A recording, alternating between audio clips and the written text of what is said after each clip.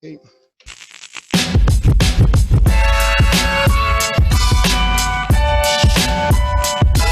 hey, hey, Wayne, Wayne, it's the Wayne Carlen Show. Now you know, now you know. It's the Wayne Carlen Show. Now you know, now you know. Here we go with the Wayne Carlen Show.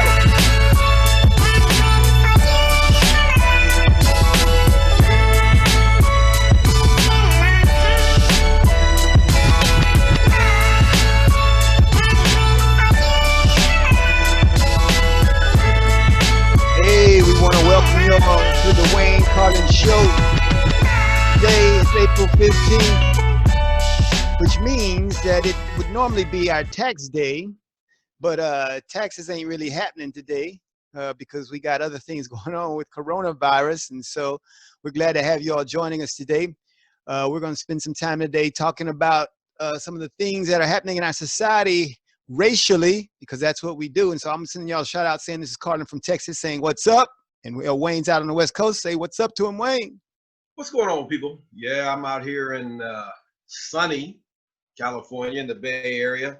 No rain. It's about 70 something, 72, 73 degrees today. So we're all still in this shutdown, lockdown, whatever you want to call it. But we're trying to make the best of it, staying safe, staying healthy.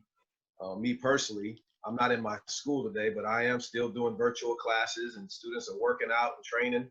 So, you know, we're having a good time and doing the best we can. So we got a good show today. Those of you out there checking it out, we're going to talk about some things like Carlen was just sharing about Corona. We're going to talk about we have a quote that we're going to look at from a debate that took place, I believe it was back in 1994. And a woman we're going to listen to, her name is Linda Chavez.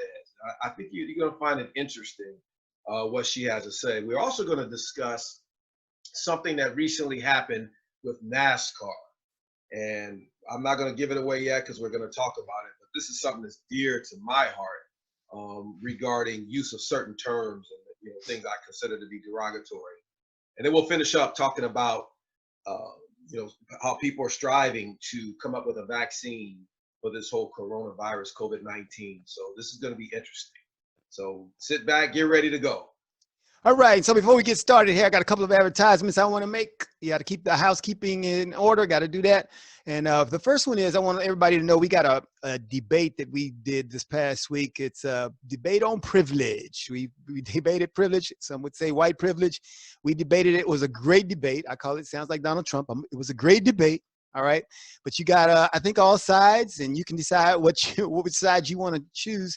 But you can go listen to that. It's on our YouTube channel, or you can go to the Facebook page and find the link there. Click on that. It's about an hour long, so sit down. You got nowhere to go. You're at home. So sit down and check it out. And, hey, weigh in with your comments. I'd love to hear your comments and what you think about it because, hey, I think it's all about dialogue and us sharing our views. And so that'll be good. And the other thing I want to do is talk about our t-shirts. Go out to our store. Go to eraseraces.com. Check out our store. We got some nice gear because, we realize it's a crucial time for everybody around the country. And everybody didn't have a lot of money, but I tell you what, but you get something for that. You get something. You're standing for something. You're contributing to something. And it's making the world a better place because, there's a lot of bad stuff happening in our society today in the world. And you can be a part of some of the stuff that's making it better. And so by buying the t-shirt, not only that, you really feel good about the t-shirts, about the substance, because when people start talking to you about that, you want to have some substance to talk about. We sponsor a lot of things in our lives with what we wear, and the things that we advertise and the things we support. But here's one that's really going to make a difference. And so we would thank you for going out buying that t-shirt. It would facilitate some of what we're doing, but more than anything, it's marketing for the cause, all right? So that's what we're most concerned about, that you go out and you market the cause, and then you begin to get a heart for the cause. And so that's what we're trying to do. All right, so today, we're going to get started with today's show about race and coronavirus, among other things. But we're going to start out with that quote that Wayne was telling you about Linda Chavez. She was a White House liaison under President Ronald Reagan. And the debate was at Johns Hopkins University in Baltimore there in 1994. And she made this statement, and I'm going to cut to so we can play that statement for you right now.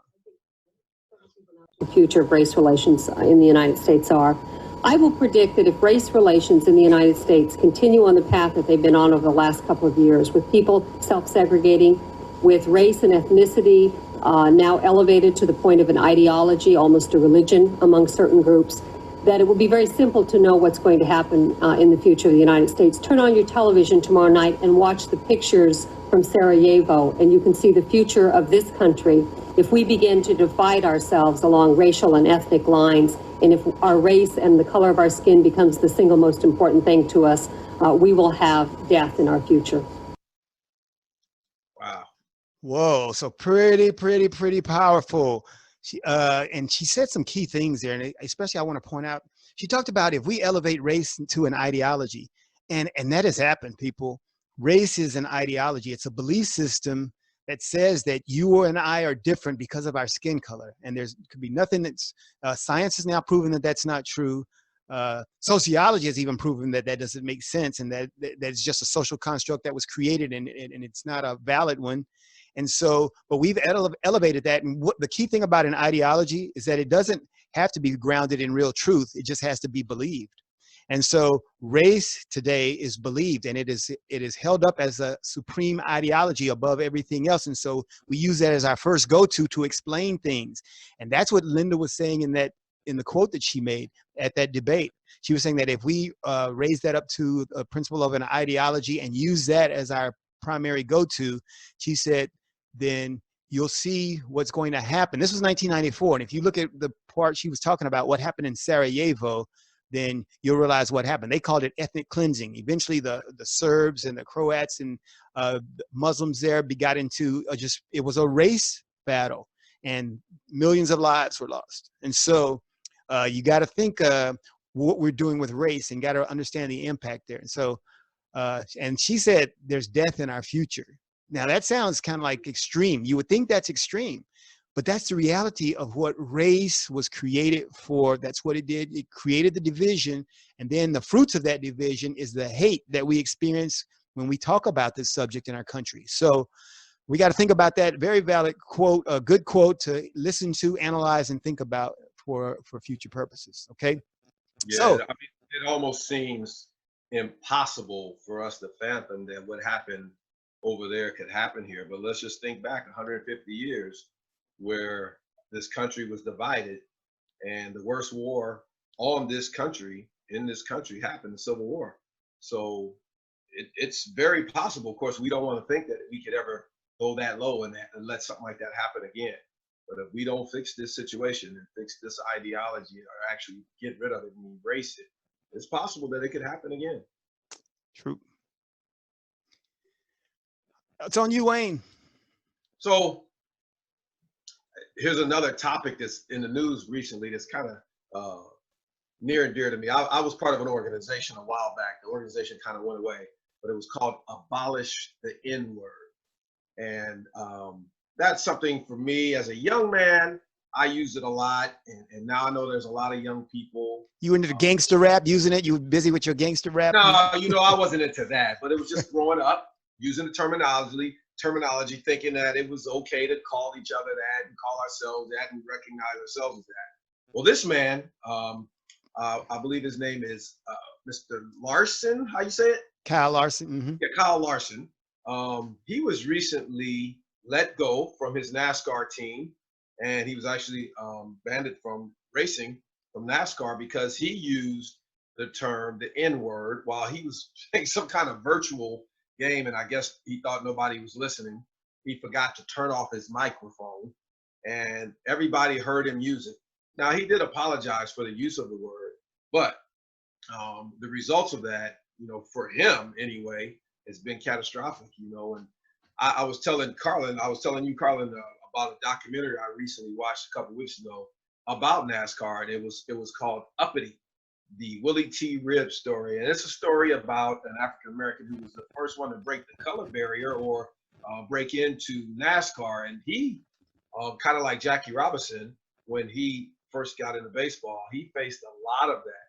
The language was used at him, called him all, he was denied opportunities, just a lot of things that he had to endure to break down that barrier. But it's good to see now that NASCAR years later, I can't exactly remember when Willie T. Ribb's story was, but it was in the 60s and 70s, and even up in the 80s, I think he was still, 70s and 80s. They have decided we're not going to put up with that behavior anymore, even though we used to allow it and do it ourselves. We're not doing that anymore. So interesting story in the news. Yeah, and think about the impact of that, and think about, I was in my debate that I had with then we were talking about one of our debating subjects was how far we've come, and I was saying this is not 50 years ago in America. We've changed a lot, and my opponent was saying we haven't changed that much. It's all still pretty much the same. And I went, and so you think about something like this where he used the N-word, his organization let him go for using the N-word. When 50 years ago, it was acceptable not only for him to use the N-word, his organization, it would have been commonplace in his organization. Yes. And so that's a C-state change when you can use that. And not only do we not support that, we don't even support that in private, we're going to fire you. His organization, which is probably doesn't have people of darker skin persuasion part of it. It's all those other people that with the same skin color as he had, and they fire him. So I think one of the problems that we talk about often, or that I talk about, is that we keep treating 2010, 2012, 2020, we keep treating the current time as though it is 1950 and 1960. And things are changed, which means we need to adapt to that change. So, I had this debate with my 18-year-old yesterday, and we were just discussing, and she's like, "Yeah, see, it's never changed." I'm like, "Daughter, none of us could compare what's going on right now to what was going on in 1960, and obviously and earlier. We can't even, say anything like it when people were being lynched on a regular basis and dogs were being set on people. Yeah, there's still a lot of things that need to be corrected right now, but nothing compares to that time frame. So we got to acknowledge that." So. Okay, and then we got one more that we want to cover, and I think this is another good, outstanding story. So let's talk about that. And that is with the Dr. Kizzmekia Corbett, which is outstanding, who's working on a coronavirus vaccine, which is pretty cool. She's a 34-year-old, and it's pretty amazing when they talked about it. As you see in the picture there, she was there briefing Trump. Not only is she briefing Trump, check this out, because everybody's been kind of like excited about Dr. Fauci. She's briefing Dr. Fauci. Dr. Fauci gets his scoop on what's going on from her. All right. So this 34-year-old, that's pretty amazing, and they spent a lot of time in the article that we posted. And this is another one that you can find out on our Facebook page. You'll see that she was not only just the go-to person, but she has been heading this up for years. And so one of the points I always make is that to young people, as I'm teaching them, is that, success doesn't come immediately. Success doesn't happen today simply because of today. It happened because of yesterday. So these yesterdays, you got to prepare yourself, and you got to prepare yourself. So she's been doing that all this time. And what a coincidence that she has been working for the last 3 years on coronavirus vaccines. She's been doing that for 3 years. And so it's her time. And so as the Bible says, a man's gift makes room for him. Her gift, her work has now made room for her. And so she's just not elevated here on a whim today. She's been doing this kind of work all along. So it's really good. And she understood the necessity to get the background, the education. And she said when she first got there, her boss at where she's working now asked her, "What is your ultimate goal?" And she said, "To have your job." He said, so she was ambitious, and she didn't see herself. She didn't see herself as a victim. She didn't see herself as powerless. She knew that she could do it. All right. So that was pretty outstanding. And I like one of the closing quotes that I'll talk about, where she made the statement. She said, "You understand that your work will have to be mighty so that it can do your speaking for you." Nice. So that's just great. Somebody I definitely would want coming talking to my high school students, regardless of where I was teaching, whatever type of school. That's what young people need to hear. And they need to see people like Dr. Corbett. So we send a shout out to her from the Race crew. Shout out, Dr. Corbett. And I don't know if you recognize the tall gentleman on the end there. Fauci's right. I remember watching a documentary with him. He was one of the head scientists on the Human Genome Project. Oh, yes, And yes. he's also recently been working on a way to cure sickle cell. And he's had some outstanding results. It's a good documentary. I don't remember his name, but it's a good documentary out there on him right now. He was on 60 Minutes. Yeah, that's what it was. It was 60 Minutes that I saw him. Yeah, it's outstanding. You know, and for her to be associated with just that group just says tons about what hard work and diligence and dedication to a cause can do for you in our country today. You know, for all the people who will say, yeah, but you can't, you can't, you can't, she's a testimony to you can, you can, you can. So shout out to her. Outstanding. Okay. So now let's get to the meat of what we want to talk about today. We want to talk about racializing coronavirus. And there are lots of articles. You might have seen some of the things that have been out there on the internet about how we got to this point about where blacks are dying disproportionately, blacks are being affected disproportionately. And I usually use air quotes when I say blacks. And so please place the air quotes on any of the words that I use, both blacks. And if I say race, place the air quotes on there because, you know, that's what I often do. But I want to talk about, give a little background on how we get to this point and why we characterize these things the way that we do. And so this is my opinion. Wayne will talk a little bit after this on his view on this, whatever, and we'll discuss it. And hopefully you'll dialogue about it too, as well as comment. When you're watching this, you can comment on this. All right. So first of all, let's get a little educated about how we got to where we are. And where we are is we are a society that is pretty much segregated to a large extent. Definitely not as much as 50, 60 years ago. So there's been change. But on the whole, a lot of our institutions, a lot of our communities still have a large degree of segregation.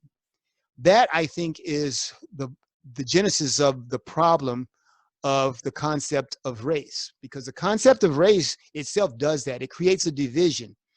And then I say, so you take race and you take segregation, and they're partners in crime.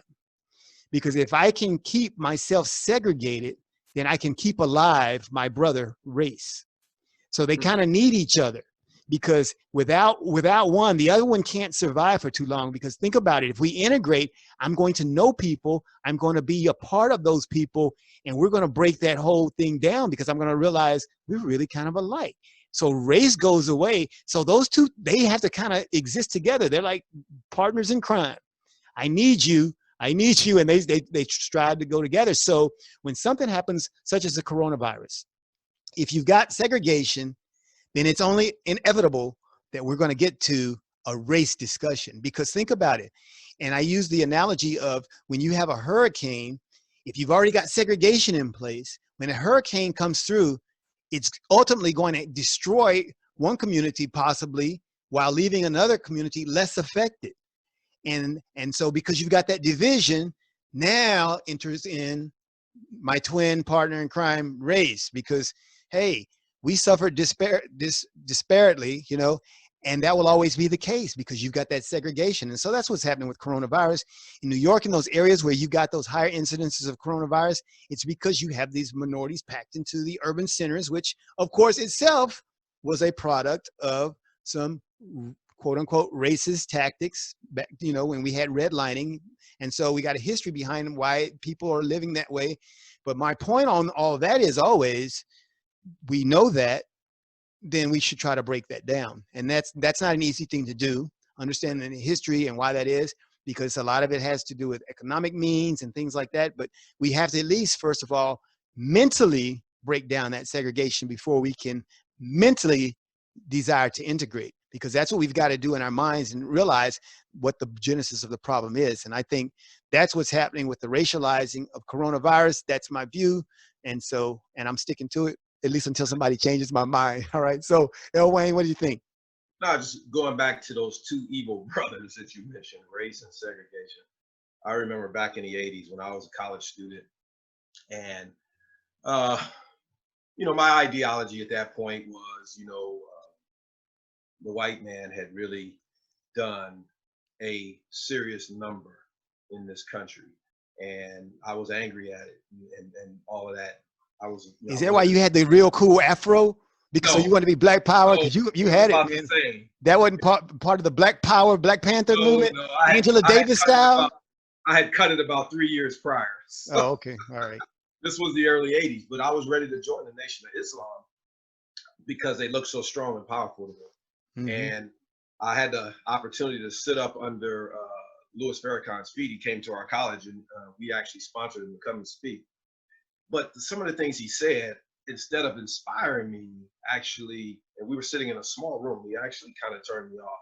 And he was talking about separating and getting apart and having our own land, you know, somewhere up in Idaho or somewhere, like not Idaho, but somewhere where Black people could have their own way of life and not have to be integrated with other people.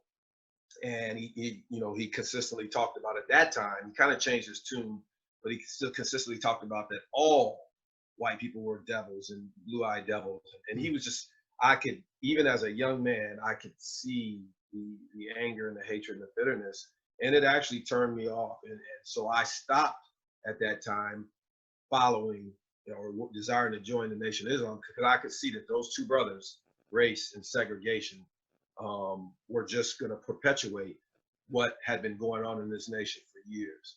And so I didn't necessarily change all my ideologies right away. You know, I've always decided to work towards people getting better and doing better and living better, but I got away from that.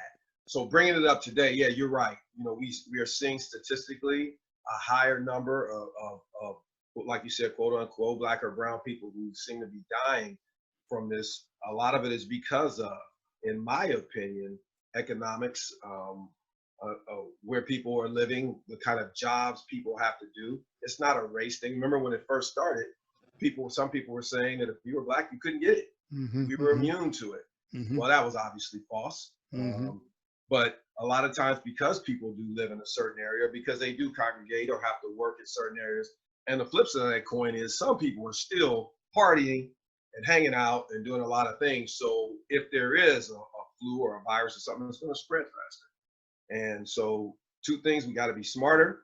And like you said, we got to somehow figure out how we can break the chains of poverty, and see if we can help people to live in better situations than they have in the past.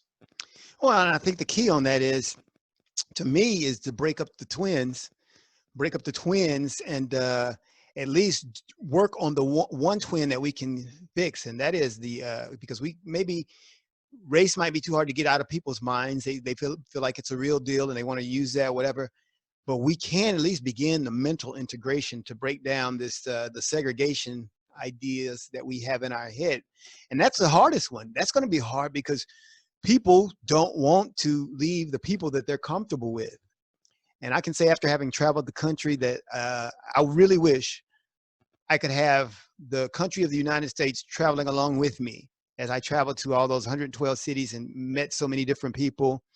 And then they'd have a desire, I think, to really, because now I seek out relationships with people that are not like me. And not only that, even when I'm in debates and discussions, I'm more able to listen and entertain people who are not like me, because I really understand there's tons of valid people out there who are not like me. There are tons of great people out there who are not like me. They don't have my views. They don't have my beliefs. But they have something to offer to me. And so I realize that I'm a better person, not because I'm all me. I'm a better person because I can receive from others and they can make me a better me. And so I think that's where we've got to go. And that's probably tough to do, to convince people that there's more to life than you being you. There can be you taking on some from other people, bearing, and that's where we get empathy, where we can bear other people's burdens and we can sympathize with people on things because we know those people. It's almost like this situation, you can have a view on immigration, and you can have your view about, man, no, we're Americans, we should have these borders, we have a wall, and all those things can be true.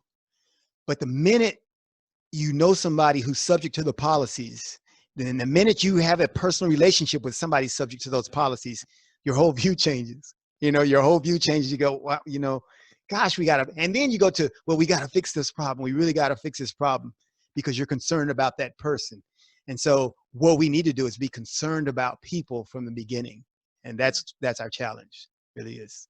Mm. Yeah, I like the quote on the wall behind me. The time is always right to do what is right. And Martin Luther King said that. So this is the time right now, Mm-hmm. Before situations get worse and we go to where Linda Chavez was discussing, to the point where people like Kyle Larson are still getting fired because they're still using old terminology that should have been abolished years ago. If you just change your thinking, you wouldn't even decide to use stuff like that. And to the point where we don't have to consistently identify somebody as the first one too. She just is just a great scientist who's going to maybe even cure cancer after she cures the vaccine. Because the Bible says the leaves of the trees provide healing. So it's out there. We just need brilliant minds and God to show and reveal where it is. Good stuff. Good stuff. So the final question I have, and we'll close out our show with this question. We got a couple of answers from each of us. We come out of the coronavirus. How will we feel? What will be the result from the coronavirus as it refers to our relationships across demographics? What is your view? What do you think? Once we come out of coronavirus, however we come out and whatever that means, whenever we come out, will we be changed? Will we be different? Will we be better? Will we be worse? What do you think? Yeah, it's hard to say. I know there's a lot of prayers going up and every day there's some kind of thing, some kind of prayer. And I'm hearing a lot about people missing that interaction with other humans. And they can't wait to get out again and socialize. At the same point, some people saying they'll never shake hands again, so they're not hugging anymore. I'm just hoping that people, when we come out of this, we will have more meaningful relationships with people. And like you said, who don't necessarily look like me, where I'm comfortable, but people of all different backgrounds, ethnicities or whatever, so that we can truly begin to build a better country and eventually a better world. So that's what I'm hoping and praying for. And that's going to be tough for me. I used to be a hugger before the coronavirus. I was a hugger. I hug everybody. It didn't matter where you were. I was hugging everybody. And so I'll see how I'll change. And, but I would hope that my heart doesn't change because I love people and got to find a way to continue to express that. And so, hey, we want to thank you all for checking out Racializing Coronavirus today at Erase Races. And we hope that you'll remember, go to a Facebook page or go to our YouTube channel and check out that debate on privilege. Give us your view, comment on it, because we get better by hearing what other people have to say. Offer us that dialogue, and we'll all one day make this place a great place, a better place to live as we go through unity, through service and love for all mankind. That's what we're here to do at Erase Races. So join us. We thank you all for coming out this evening.